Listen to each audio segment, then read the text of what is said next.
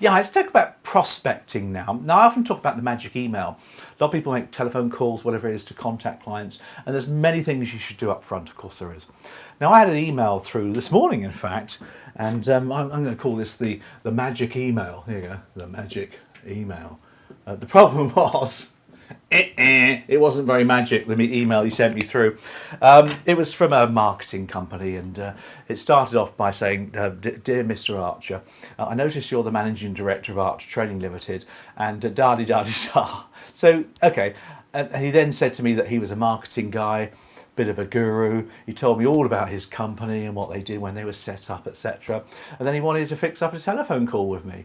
And I thought, my goodness, that's completely wrong. And I wasn't interested at all. And I'll tell you why.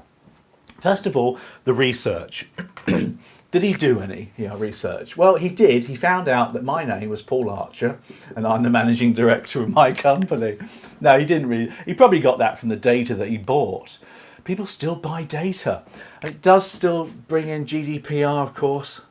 You've just got to be careful of this. If you're buying data and sending out cold emails, you're up against it. If I were you, I wouldn't, because you're up against it legally wise. I didn't ask for permission. He doesn't need to have me on his database to do any business. So he's got to be pretty careful with that one as well. He did give me the opportunity of unsubscribing, but I didn't even bloody well subscribe in the first place. So, be careful of that one. The research. He didn't do any at all, really. He found out my name was Paul Archer and I was the managing director, and that was the lot. And that was supposed to get my attention. Now, what you do in research is you find out about the company, the challenges, the issues, the things that Archer Training is struggling with its marketing.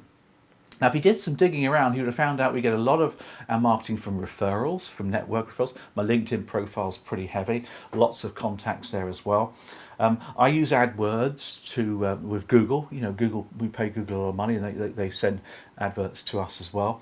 And we do a lot of outbound newsletter type marketing. And that's easy to spot from the website. You can check all those things. So what he should have done, of course, is come in with my challenges with regards to those pieces of marketing.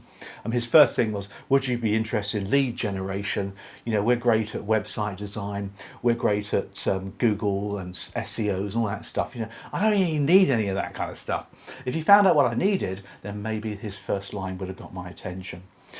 He did actually give me a return on investment, which was nice.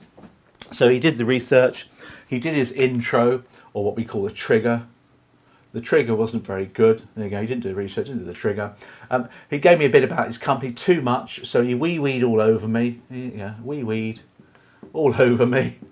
I don't care. His business was set up 12 years ago. I don't care they're based in the south of England somewhere. It doesn't make any difference to me. It could be anywhere in the world. So he gave me all that as well. And he was pleased to offer me some extra information. And then the call to action, here we are, call to action, which we've got to do, was actually probably the worst part, because what he tried to do was fix up a phone call with me.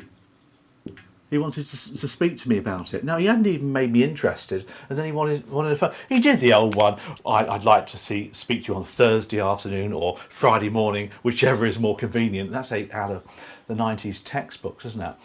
But, it's too much. I'm not interested. I don't want to speak to this guy because everybody else is doing the same thing.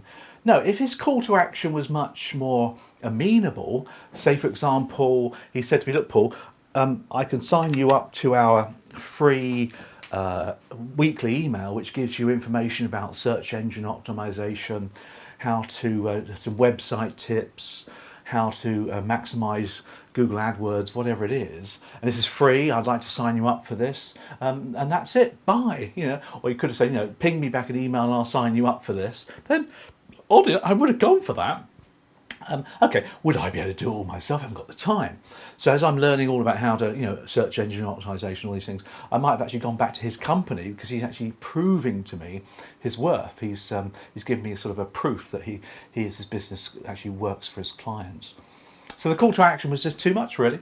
And then the GDPR at the end there just cheesed me off. If you want to unsubscribe, please do. I didn't unsubscribe in the first place. So there we are. Magic email gone wrong, really. I hope this chap's listening that he might get some benefit from this. You never know.